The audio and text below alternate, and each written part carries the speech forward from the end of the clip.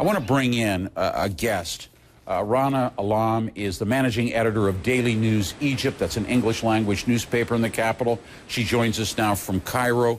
Rana, break it down for us. Why all of the turmoil in Egypt today? Well, basically because nothing of what we demanded during our revolution has materialized. We're still struggling for bread and freedom and social justice and dignity. Actually, if anything, it's getting worse and worse as time goes by. People are getting poorer, and the security apparatus is horrible in the way they treat Egyptians. We're talking about torture that leads to death. We're talking about children being detained. Over 90 children were detained in the past couple of weeks alone. And people are getting poorer as well, and we have no security on the streets. Social justice hasn't happened. Nothing really, we haven't changed. Actually, it's gone from bad to worse. So it's only natural that people would still take to the streets. Well, President Morsi says he's trying to control the situation. He's trying to satisfy all sides. He wants a dialogue. Is he showing that he's capable of running the country? Well, I can't really tell if he would ever be capable of running the country, but as of now, no, he's not. It's all talk. We've been hearing a lot. We've been given speeches and statements and promises, but nothing of it has ever materialized. And we haven't even seen any projects that started to give us hope in the future. Not even one step forward.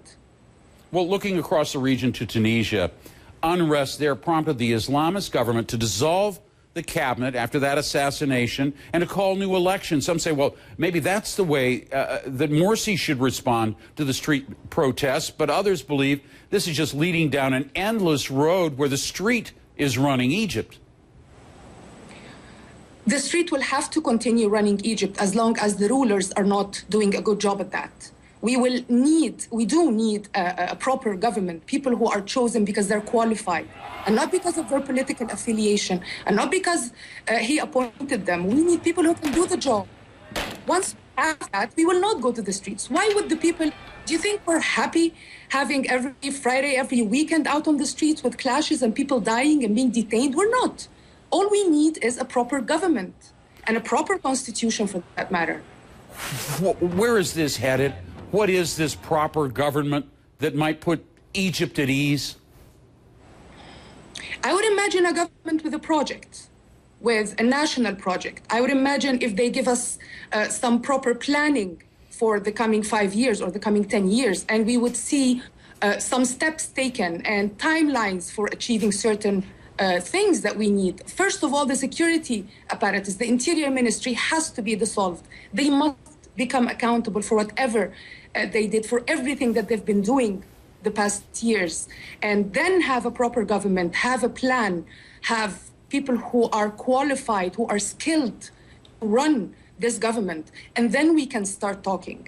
But as long as everything is a failure, as long as we have no police on the streets, as long as people walk with guns in cities of this country and no one captures them, as long as the police apparatus just puts all their force into detaining people and torturing them, as long as we have that, we will continue taking to the streets.